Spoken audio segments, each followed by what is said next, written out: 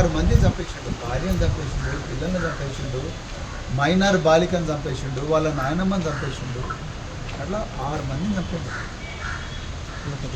ఇక రెండో విషయం తెలంగాణ ప్రజలు తెలుసుకోవాల్సింది ఏంటంటే, ఈ నిందితుడి మీద మే 16 నాడు ఈ మైనర్ బాలిక ఫిర్యాదు చేస్తుంది పోలీస్ స్టేషన్లో.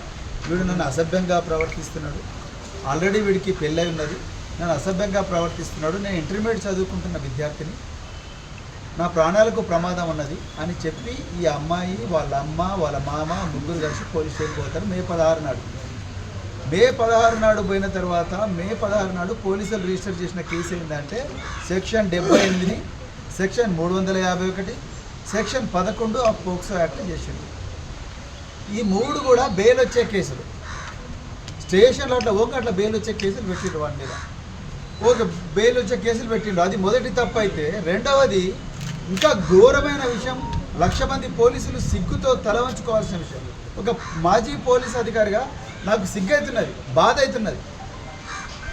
ఈ నిందితుడిని ఒక్కరోజు కూడా పోలీసులు అరెస్ట్ చేయలేదు. 55 రోజులైంది. ఒక్కరోజు కూడా పోలీసులు అరెస్ట్ చేసి వాడి మీద కౌన్సిలింగ్ ఇవ్వడము, బాధితురాలి బాధ అర్థం చేసుకోవడము అవి చేయలేదు.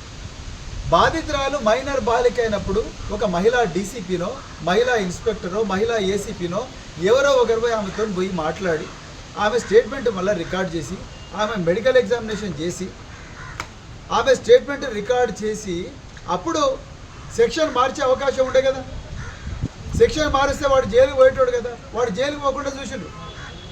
మే 8వ తారీఖు నాడేమో బండి భగీరథ్ జైలుకు పోకుండా చూసిండు రేవంత్ రెడ్డి. ఇక్కడ కూడా మే 16 నాడు వాడు జైలు పోకుండా చూసిండు. అంటే ఏంది పోక్సో నిందితులు అంటే నీకు అంత ప్రేమ ఏంటి రేవంత్ రెడ్డి గారు? నాకు నిజంగా అర్థం కావడం లేదు. సో వాడు 55 రోజులు జైలుకు పోకుండా కోర్టుకు పోయి వానంతటి వాడే రాజులాగా యాంటిసిపేటరీ బెయిల్ తీసుకొని వచ్చి పోలీస్ స్టేషన్కు ఎంటర్ అయితే, మీరు నేరస్తుల నుండి ప్రజలకు రక్షణ కల్పిస్తున్నారా, ప్రజల నుండి నేరస్తులకు రక్షణ కల్పిస్తున్నారా? ఇవాళ రేవంత్ రెడ్డి గారు మీరు చెప్పాలి. ఇక మూడోది, మీరు ఫ్యూచర్ సిటీ అని కొత్తది పెట్టిండ్రు. ఎవరి కోసం పెట్టిండ్రు రేవంత్ రెడ్డి గారు? ఎవరి కోసం ఫ్యూచర్ సిటీ పెట్టిండ్రు మీరు? మీ భూముల దందా కోసమా, లేకపోతే మీ ఆస్తుల సంరక్షణ కోసమా? ఎవరి కోసం మీరు ఫ్యూచర్ సిటీ పెట్టిండ్రు? ఎక్కడ పోయింది మీ ఫ్యూచర్ సిటీ పోలీసులు? ఇవాళ ప్రజలకు ఫ్యూచర్ లేకుండా పోయింది మీ ఫ్యూచర్ సిటీ కమిషనరేట్ వల్ల. అప్పుడు కేసీఆర్ గారి టైంలో దాదాపు 40,000 మంది పోలీసులను రిక్రూట్ చేసి 10 లక్షల సీసీటీవీ కెమెరాలు పెట్టి 700 కోట్లు పెట్టి పోలీసులకు అత్యాధునిక వాహనాలన్నీ కూడా సమకూరిస్తే, కమాండ్ అండ్ కంట్రోల్ సెంటర్ కడితే, ఇవాళ పోలీస్ స్టేషన్కి వచ్చి కేసు పెట్టినా కూడా రక్షణ లేని పరిస్థితి.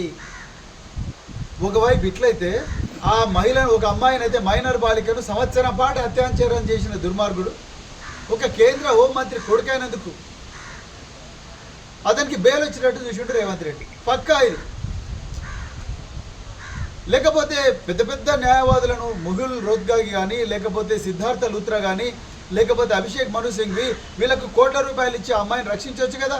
వాళ్ళని తీసుకొచ్చి వాదించమంటే వాదించేటోళ్ళు కదా. నామకే వాస్తే ఒక పబ్లిక్ ప్రాసిక్యూటర్కి ఇచ్చి వాదించవా నువ్వు అంటే ఏం వాదిస్తాడు ఆయన? నీకు అసలు ఇంట్రెస్టే లేదు వాడిని లోపలేయాలని. రహస్యంగా బెయిల్ ఇప్పించి తీసుకొచ్చినావు కదా 5 రోజులు. పోక్సో కేసు నిందితులు అంటే మీకు ఎందుకు అంత ప్రేమ రేవంత్ రెడ్డి గారు? మీరు చెప్పాలి. ఎందుకంత ప్రేమ? మీకు బిడ్డలు లేరా? మీకు మన్మరాలు లేరా? మీకు అక్కలు లేరా? మీకు చెల్లెలు లేరా? వాళ్ళు మనుషులు కాదా?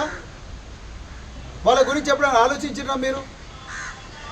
ఇంత ఘోరం. వాడిని ఒక్కరోజు కూడా అరెస్ట్ చేయకపోతే వచ్చి 6 మంది నరికిపోయాయి. అందరు మహిళలే 6 మంది నరికిపోయాయి. ఇంకా ఏముంటుంది? ఏం అనవుతాం ఉంది ఇక్కడ? ఎక్కడ పోయిన పోలీసులు? మీరు ప్రతిరోజు కూడా మీ డిఎస్ఆర్లో ఏం రివ్యూ చేస్తారు? ప్రతిరోజు కూడా మీ పోలీస్ ఆఫీసర్లు క్రైమ్ మీటింగ్లలో ఏం రివ్యూ చేస్తారు? ఎన్ని యువై కేసులు ఉన్నాయి? ఈ పోక్సో నిందితులు, పోక్సో మీద రాష్ట్రం అంతా కూడా రచ్చరచ్చ అవుతున్నది.